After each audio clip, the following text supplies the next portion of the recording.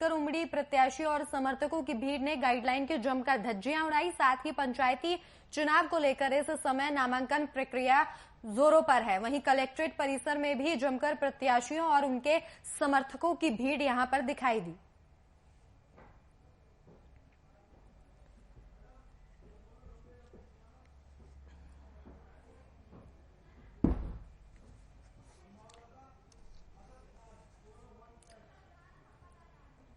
तो इस खबर पर जानकारी साझा करने के लिए हमारे संवाददाता असद खान हमारे साथ जुड़ गए हैं। असद, कोविड-19 की गाइडलाइनों की यहां जमकर धज्जियां उड़ाई गई और वो भी चुनाव में जो प्रत्याशी हैं उनके और उनके समर्थकों द्वारा। जी बिल्कुल, जिस तरह से कोविड-19 के गाइडलाइन जारी है उस नियम पर ताक पर रखकर धज्जियां उड़ाई गई हैं और कहीं ना कहीं से अगर प्रशासनिक अधिकारियों की बात की जाए तो वो मूक दर्शक बने देखते रहे। तो अभी तक फिलहाल कोई एक्शन नहीं लिया गया है इस पर? जी बिल्कुल, जिस तरह से अधिकारियों से बात की गई तो उन्होंने वही पुराना राग आलापते हुए यही बताया है कि हाँ जानकारी मिली है और इस पर कार्रवाई कराई जाएगी। जी असद, तमाम जानकारी के लिए आपका शुक्रिया। तो कोविड-19 की गाइडलाइनों की यहां पर अनदेखी की गई है और लगातार जो चुनाव प्रत्याशी हैं वही अपने समर्थकों की भीड़ के साथ यहां पर नजर आए और सोशल डिस्टेंसिंग के जो नियम है उनका उल्लंघन किया गया और बिना मास्क के यहां पर प्रत्याशी और उनके समर्थक नजर आए। रायबरेली की ये तस्वीरें आपके सामने, जहां प्रशासन मूक दर्शक बनकर देखता रहा और प्रत्याशी और उनके समर्थक कोविड-19 के नियमों की धज्जियां उड़ाते रहे।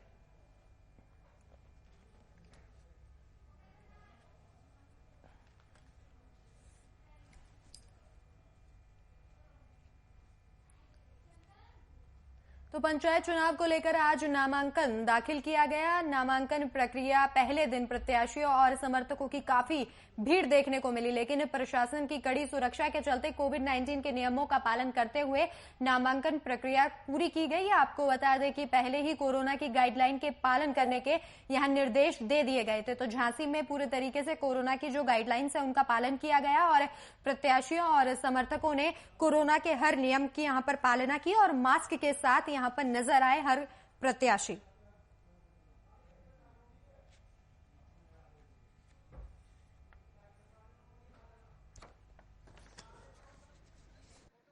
पूरे जनपद में आज से नॉमिनेशन प्रक्रिया शुरू हुआ है पंचायत चुनाव को लेते हुए।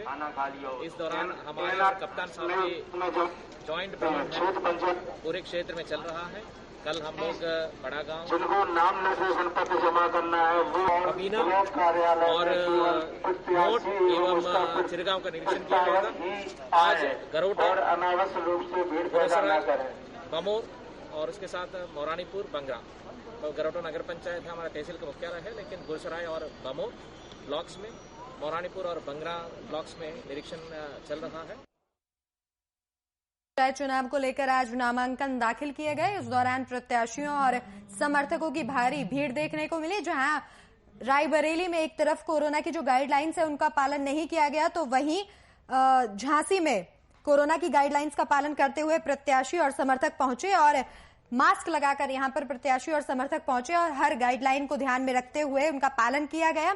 नामांकन आज दाखिल करने के लिए समर्थक और प्रत्याशी पहुंचे, लेकिन प्रशासन की कड़ी सुरक्षा के चलते कोविड-19 के नियमों का पालन करते हुए यहां पर नामांकन प्रक्रिया को पूरा किया गया। आपको बता दें कि कोरोना की गाइडलाइन के पालन के लिए पहले ही सभी अधिकारियों को दिशा निर्देश दे दिए गए थे। लगातार बैठकें की जा रही थी पंचायत चुनाव को लेकर कि इस दौरान प्रत्याशियों के नामांकन वाले दिन किसी भी तरह की कोरोना गाइडलाइन का उल्लंघन न किया जाए। यूपी में लगातार कोरोना के केसेस बढ़ रहे हैं और ऐसे में चुनावों के मद्देनजर भी अब प्रशासन सतर्क था और उन्होंने पहले ही निर्देश दे दिए थे कि नामांकन वाले दिन प्रत्याशी भीड़ के साथ ना पहुंचे और वहां पर जो है कोरोना के सभी नियमों का पालन किया जाए। साथ ही सोशल डिस्टेंसिंग और मास्क के साथ प्रत्याशी वहां पर पहुंचे।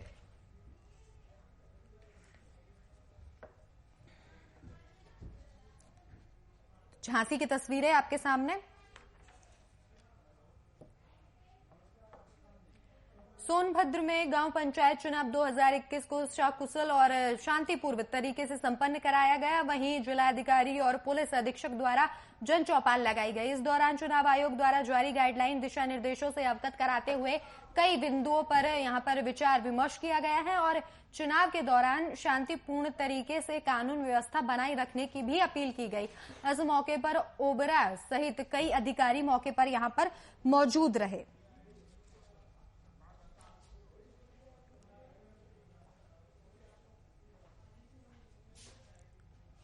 तो इस खबर पर जानकारी के लिए हमारे संवाददाता अशोक चौबे हमारे साथ जुड़ गए हैं। अशोक, सोनभद्र में पंचायत चुनाव के लिए नामांकन की प्रक्रिया को सकुशल और शांतिपूर्ण तरीके से यहां पर पूरा कर दिया गया है।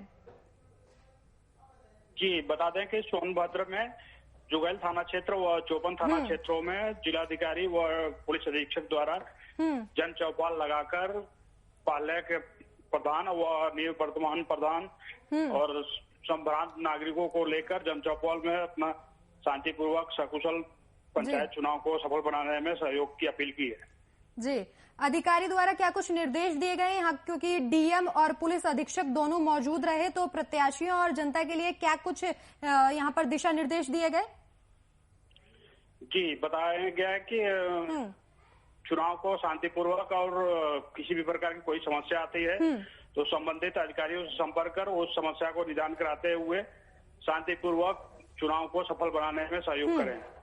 जी अशोक, वहीं कोरोना की गाइडलाइंस को देखते हुए क्या कुछ इन्होंने कहा? क्योंकि रायबरेली में तो कोरोना गाइडलाइंस की जमकर धज्जियां उड़ाई गई जब नामांकन के लिए प्रत्याशी पहुंचे, तो यहाँ पर क्या कुछ इंतजाम किए गए? जी, जिलाधिकारी सोनभद्र द्वारा बताया गया है कि कोविड-19 को ध्यान में रखते हुए सभी लोग अपने अपने चुनाव में अपना भागीदारी निश्चित करें और गाइडलाइन का चुनाव आयोग का पालन करते हुए सभी लोग कोविड-19 का भी ध्यान रखते हुए अपना निर्देशों का पालन करते रहें। अशोक, प्रत्याशियों ने क्या कुछ अपील की है जनता से यहाँ पर कोरोना को देखते हुए?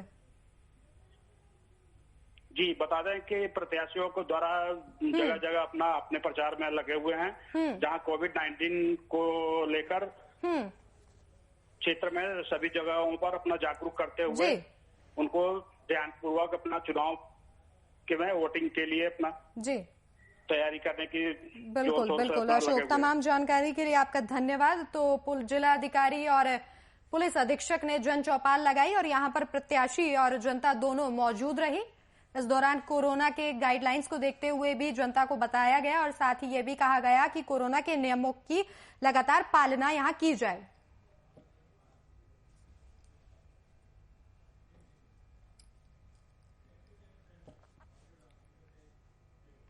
तो गेहूं की तैयार फसल में अचानक आग लग गई। मामला शाहजहांपुर जिले के तिलहर कोतवाली के धनोरा गांव का है, जहां आग लगने से किसानों की सैकड़ों बीघा गेहूं की फसल बर्बाद हो गई। वहीं दूसरी तरफ दमकल विभाग की लापरवाही यहां देखने को मिली, जहां गांव वालों ने आग बुझाने की कोशिश में वो असफल रहे। वहीं फायर ब्रिगेड के पहुंचने के लगभग जब तक वो पहुंची तब तक 30 बीघा जो खड़ी फसल थी गेहूं की वो जलकर राख हो चुकी थी। तो तस्वीरों में आप देख सकते हैं किस तरीके से गेहूं की खड़ी फसल में आग लग गई और यहाँ कई बीघा, सैकड़ों बीघा गेहूं की फसल जलकर राख हो गई और ग्रामीणों की कोशिश से यहाँ पर आग पर काबू पाया गया। और दमकल विभाग की एक बड़ी लापरवाही यहाँ देखने को मिली, जहां लगभग 30 मिनट बाद दमकल विभाग की गाड़ी नहीं पहुंची और ग्रामीणों ने खुद ही यहाँ आग पर काबू पाया। तस्वीरें आपके सामने शाहजहांपुर की, और काफी देर बाद यहां दमकल विभाग की गाड़ी पहुंची, लेकिन तब तक ग्रामीण आग पर काबू पा चुके थे। तो बढ़ती गर्मी की वजह से फसलों में आग लगने की खबर लगातार सामने आ रही है, जिससे किसान काफी परेशान है। ताजा मामला रायबरेली के सलोन कोतवाली क्षेत्र के सलोन देहात का है, जहां अचानक आग लगने से 5 बीघा फसल आग की चपेट में आ गई, जिससे फसल पूरे तरीके से यहां पर बर्बाद हो गई है। तो इस खबर पर जानकारी साझा करने के लिए हमारे संवाददाता असद खान हमारे साथ जुड़ गए हैं। असद, लगातार किसानों को हानि पहुंच रही है और लगातार उनके जो खेत हैं, गेहूं की खड़ी फसल है, उनमें आग लगने के मामले सामने आ रहे हैं और यहाँ पर दमकल विभाग की भी बड़ी लापरवाही देखने को मिली है। जी बिल्कुल, जिस तरह से बढ़ती गर्मी का प्रकोप इस समय जारी है, वहीं कहीं ना कहीं अगर देखा जाए तो बिजली विभाग की भी लापरवाही कही जाएगी, क्योंकि जिस तरह से ढीले तार और खेतों के ऊपर से गए हुए हैं उनको बराबर शिकायत करने के बाद भी टाइट नहीं कराया जाता, और लगातार जो हवा चल रही है, अंधड़ चल रहा है, उसके वजह से शॉर्ट सर्किट होता है और आग लग जाती है, जिसका खामियाजा किसानों को भुगतना पड़ता है। इसी तरह सलोन थाना क्षेत्र के देहात क्षेत्र में भी आग का प्रकोप देखने को मिला, जिससे सैकड़ों बीघा फसल जलकर राख हो गई। असद बताइए, ये भी चाह रहा है कि 30 मिनट बाद यहाँ दमकल विभाग की गाड़ियां पहुंची सूचना मिलने के बाद भी, जिससे इससे पहले ही ग्रामीणों ने यहाँ आग पर काबू पा लिया था। नहीं, जिस तरह से देखिए आग इस समय जिस तरह से गर्मी का प्रकोप है और लगातार अंधड़ भी चल रही है, तो ये लगभग ऐसा है नहीं कि ग्रामीण अपने आग पर काबू पा रहे हैं, लेकिन जिस तरह से दमकल विभाग को लगातार सूचना दी जाती है और दमकल विभाग की लापरवाही भी देखने को मिलती है कि वो सूचना देने के बाद भी घंटों बाद पहुंचते हैं, जिसका खामियाजा किसानों की फसल राख हो जाती है। उसका खामियाजा जो है किसानों को अपनी फसल गवा कर हाथ धोकर बिताना पड़ता है। असद, यहाँ सैकड़ों बीघा जो गेहूं की फसल है वो बर्बाद हो गई है, तो क्या किसानों की तरफ से किसी मुआवजे की मांग की गई है? जी बिल्कुल, जिस तरह से किसानों की फसल जलकर राख हुई है, ऐसा नहीं है कि अधिकारियों को इसकी जानकारी नहीं है, लेकिन फिर भी अधिकारी आंख पर पट्टी बांधकर बैठे हुए हैं, जबकि जो सख्त निर्देश है कि किसानों के लिए जो भी उनकी बर्बादी हो रही है या फसल जल के राख हो रही है, उस पर जानकारी लेकर उनको मुआवजे की सुविधा उपलब्ध कराई जाए, लेकिन अधिकारियों की भी लापरवाही साफ देखने को मिल रही है। असद, तमाम जानकारी के लिए आपका धन्यवाद।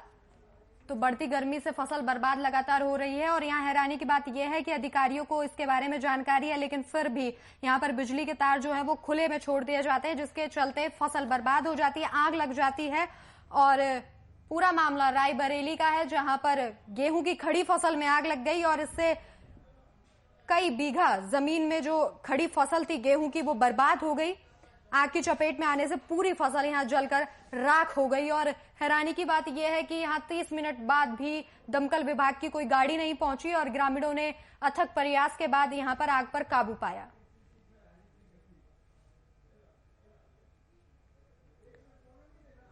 रायबरेली की ये तस्वीरें।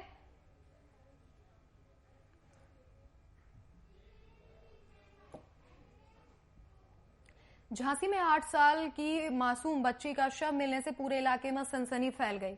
वहीं सूचना पर पहुंचे डीआईजी और एसएसपी समेत पद अधिकारी मौके पर मौजूद रहे। दरअसल पूरा दुष्कर्म का मामला यहां पर बताया जा रहा है। वहीं पुलिस ने शक के आधार पर फिलहाल एक युवक को हिरासत में ले लिया है और उससे लगातार पूछताछ की जा रही है। तो 8 साल की मासूम बच्ची का शव यहां पर मिला है और आशंका जताई जा रही है कि बच्ची के साथ दुष्कर्म हुआ है। इसी के साथ शक के आधार पर फिलहाल एक युवक को पुलिस ने हिरासत में ले लिया है और उससे लगातार पूछताछ की जा रही है। झांसी का ये पूरा मामला है। यूपी में लगातार ऐसी खबरें सामने आ रही हैं जो महिलाओं के साथ दुष्कर्म की वारदातों को अंजाम दिया जा रहा है। ऐसी एक खबर झांसी से, जहां 8 साल की बच्ची का शव मिला है और पुलिस ने आशंका जताई है कि उसके साथ दुष्कर्म किया गया है। मौके पर डीआईजी, एसएसपी समेत तमाम अधिकारी यहां पर मौजूद रहे और पूरे मामले की जांच फिलहाल की जा रही है।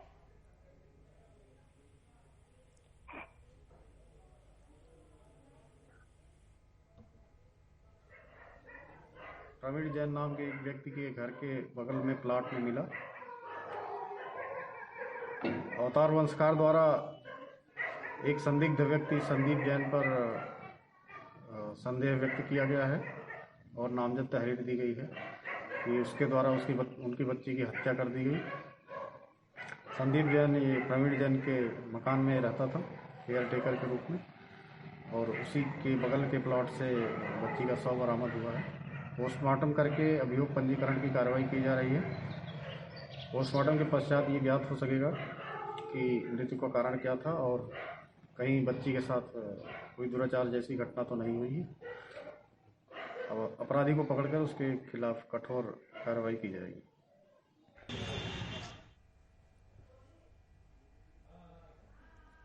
तो इस खबर पर जानकारी साझा करने के लिए हमारे संवाददाता मदन यादव हमारे साथ जुड़ गए हैं। मदन, 8 साल की बच्ची का शव बरामद हुआ और आशंका जताई जा रही है कि उसके साथ दुष्कर्म की वारदात को अंजाम दिया गया। क्या कुछ जानकारी है आपके पास? जी, मैं आपको बताऊं कि इस पूरे मामले में अपडेट हुआ है पुलिस ने और प्रशासन ने सुबह से ही इस मामले में कड़ी सख्ती दिखाई और एक चीज का मौका मुआयना किया गया, फोरेंसिक की भी जांच की गई, तमाम सबूत इकट्ठे किए गए और जो मुख्य आरोपी था उसके बारे में जैसे ही जानकारी लगी तो पुलिस टीमें बनाई गई। डीआईजी ने खुद इस पूरे प्रकरण को मॉनिटरिंग किया और सीओ सिटी के नेतृत्व में एक टीम भेजी गई मध्य प्रदेश, जहां से मुख्य आरोपी को पकड़ लिया गया है और उसकी गिरफ्तारी के बाद सारे मामले का लगभग पटाक्षेप हो गया है। अब लड़की की पोस्टमार्टम रिपोर्ट आने पर ही उसकी मौत का सही कारण पता चलेगा, तो उसके साथ दुष्कर्म हुआ था अथवा नहीं हुआ था या फिर किस कारणों के चलते इसको मारा गया। मदन, बच्ची के परिजनों का कुछ बयान सामने आया है फिलहाल? उनका तो कोई विशेष नहीं है, मजदूर वर्ग के लोग हैं। मैं आपको बताऊं मध्य प्रदेश के रहने वाले हैं, जिले के। यहाँ पर वो काम कर रहे थे एक विवाह घर में और सुबह बच्ची 6:30 बजे दूध लेने के लिए निकली थी। उसके बाद ये घर पे वापस नहीं पहुंची।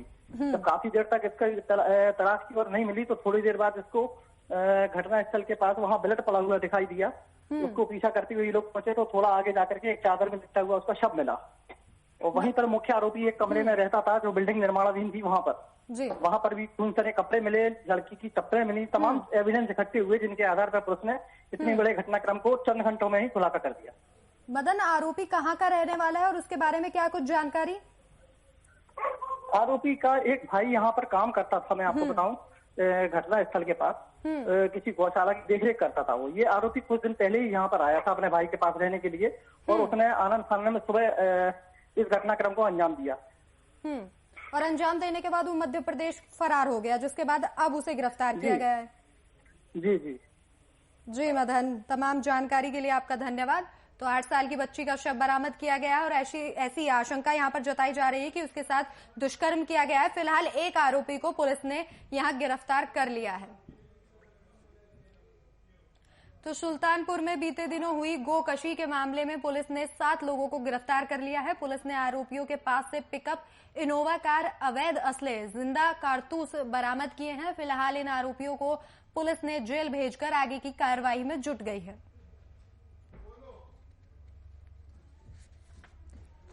तो सुल्तानपुर में पिछले दिनों हुई गोकशी के मामले में पुलिस ने अब जाकर 7 लोगों को गिरफ्तार किया है। 7 अभियुक्तों को गिरफ्तार किया गया है, जिनके कब्जे से एक इनोवा गाड़ी और 1 अदद बोलेरो जो गोमांस के तस्करी में और उनकी ढुलाई में प्रयोग की जाती थी, 1 लकड़ी का ठीहा, 3 अदद चाकू, बांका और रस्सी के टुकड़े, 2 अदद अवैध तमंचे तथा 7 अदद मोबाइल प्राप्त हुए हैं जो एक दूसरे से संपर्क के लिए इस्तेमाल करते थे। इन अभियुक्तों में एजाज, फैजल, मोहम्मद मुदस्सिर, अरमान और आगा रूही ये सुल्तानपुर के निवासी हैं, जबकि 2 अभियुक्त मिराज अहमद तथा सोनू पुत्र कज्जन ये बाराबंकी के निवासी हैं। इन अभियुक्तों का लंबा आपराधिक इतिहास है, जिसमें से मिराज अहमद पुत्र फयाज अहमद के विरुद्ध पूर्व में 8 अभियोग पंजीकृत हैं। सुल्तानपुर का ये पूरा मामला है, जहां गोकशी के मामले में पुलिस को अब जाकर सफलता हाथ लगी और उन्होंने 7 लोगों को गिरफ्तार किया है। और बीते दिनों गोकशी के मामले में पुलिस ने अब जाकर 7 आरोपियों को गिरफ्तार किया है, जिन्हें जेल भेज दिया गया है। इनके पास से पिकअप, इनोवा कार, अवैध असला सहित जिंदा कारतूस यहां बरामद किए गए हैं और पिछले कई दिनों से पुलिस इन आरोपियों की तलाश में थी, जिनको अब गिरफ्तार किया गया है। 7 लोग पुलिस की गिरफ्त में फिलहाल यहां देखे जा रहे हैं और सुल्तानपुर में पिछले कई दिनों से गोकशी की खबरें लगातार सामने आ रही थी, जिसमें अब एक्शन लेते हुए पुलिस ने इन 7 लोगों को गिरफ्तार किया है। इन्हें जेल भेजकर आगे की कार्रवाई में फिलहाल पुलिस जुट गई है।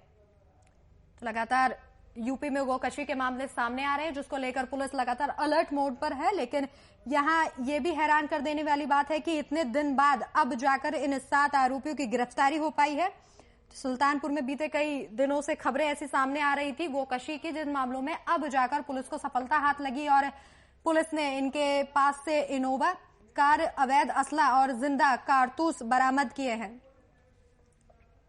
तो इस खबर पर जानकारी साझा करने के लिए हमारे संवाददाता दिनेश हमारे साथ जुड़ गए हैं। दिनेश, गोकशी के मामले में पुलिस को एक बड़ी सफलता हाथ लगी है, 7 लोगों को गिरफ्तार किया है, क्या कुछ जानकारी आपके पास? मैं बताना चाहता हूँ कि कुछ दिन पहले चंदौड़ गांव था, वहाँ पे गोकशी की कई बॉडी हुई थी, जिसमें पुलिस अधीक्षक ने टीम गठित करके कई दिन काम चले, उसके बाद ये कई लोग गिरफ्तार हुए, 7 लोग। जी, इनके पास से क्या कुछ पुलिस ने सामान बरामद किया है? 2 अवैध असलहे और 6 कारतूस, 35,000 रुपए नकद और 1 इनोवा कार बरामद हुई है। दिनेश, ये पुलिस के लिए एक बड़ी कामयाबी तो है, लेकिन यहाँ ये भी ध्यान देने वाली बात है कि पिछले कई दिनों से ऐसे मामले सामने आ रहे हैं और इतनी देरी से इस मामले में कार्रवाई की जा रही है। यहाँ के पुलिस प्रशासन ऐसी घटनाओं पे शिकंजा कस रहा है, लेकिन अब कहाँ पे क्या चूक हो रही है कोई जानकारी नहीं। जी दिनेश, तमाम जानकारी के लिए आपका धन्यवाद। तो 7 लोगों को पुलिस ने गिरफ्तार कर लिया है जो गोकशी के मामले में संलिप्त थे और फिलहाल इनको जेल भेजकर पुलिस आगे की कार्रवाई में लगातार जुटी हुई है। सुल्तानपुर से ये खबर।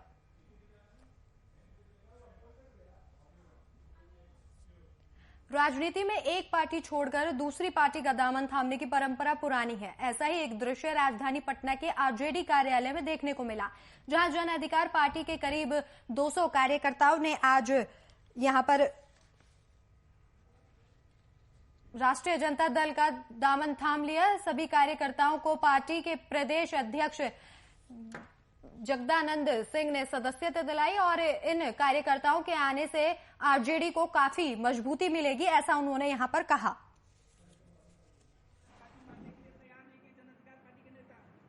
उसे बिहार की जनता नामंजूर करती है और सबों पर ऐसे संघर्ष की छात्रों पर जनता का दबाव है। चलो एक बड़ा कारवा बना और उसी कारवा में आप सबका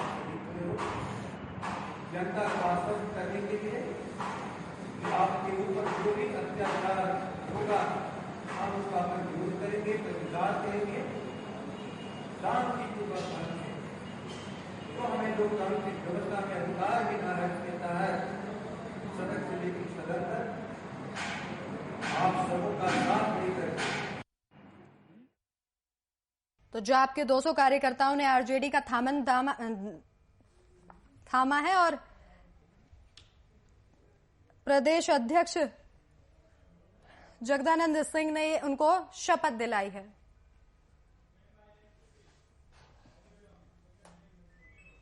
पूर्व निर्धारित कार्यक्रम के तहत जेएमएम के केंद्रीय अध्यक्ष शिबू सोरेन की अध्यक्षता में पार्टी के केंद्रीय कार्यकारिणी समिति और पार्टी के विधायक दल की बैठक संपन्न हुई। बैठक में वर्तमान राजनीतिक परिस्थिति, मधुपुर उपचुनाव और संगठन के कई विषयों के बारे में चर्चा की गई। बैठक में उपस्थित सभी पदाधिकारी, विधायक और सदस्यों द्वारा बैठक में अपनी राय भी रखी गई। मधुपुर उपचुनाव में सभी सहयोगी दल और समान विचारधारा वाले दलों के समन्वय स्थापित कर उपचुनाव में गठबंधन के प्रत्याशी की ऐतिहासिक जीत सुनिश्चित करने के लिए इस बैठक में रणनीति भी यहां पर बनाई गई है। तो जेएमएम के केंद्रीय अध्यक्ष शिबू सोरेन की अध्यक्षता में पार्टी की केंद्रीय कार्यकारिणी की बैठक हुई है। नीति जो चुनाव की होती है वो सार्वजनिक नहीं की जाती। हाँ, तो हम लोगों ने रणनीति बनाई है और मधुपुर चुनाव जो है हम लोग एकदम क्लीन स्वीप निकलेंगे। अच्छा, लेकिन जिस तरह आप कर रहे हो वैसे बीजेपी के लोग कर रहे हैं कि पिछले चुनाव में बीजेपी और आजसू के वोट को जोड़ दें तो अब बीजेपी के उम्मीदवार इस चुनाव में जीतते दिख रहे हैं। आप इस समीकरण से कितना इत्तेफाक रखते हैं? वो ये नहीं बताते हैं कि जिनको पुराने कैंडिडेट को टिकट नहीं मिलने से वो जो आक्रोश है वो कहाँ जाएगा। वो शायद ये बात को कहने में चूक जाते हैं। तो खैर उससे हमको लेना देना, मेरा अपना वोट बैंक है।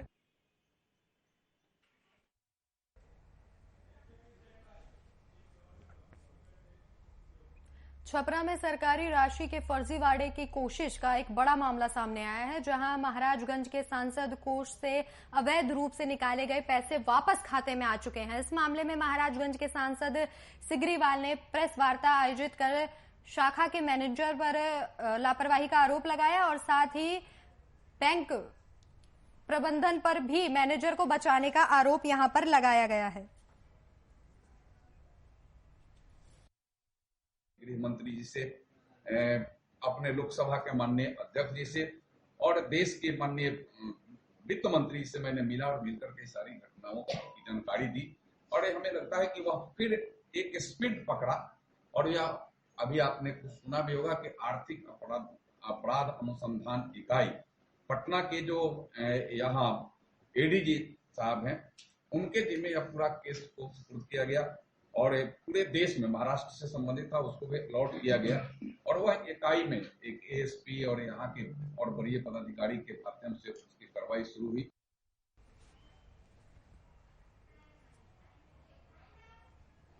तो फिलहाल इस वक्त के बुलेटिन में मेरे साथ इतना ही। देश और दुनिया की तमाम बड़ी खबरों के लिए देखते रहिए VIP न्यूज। नमस्कार।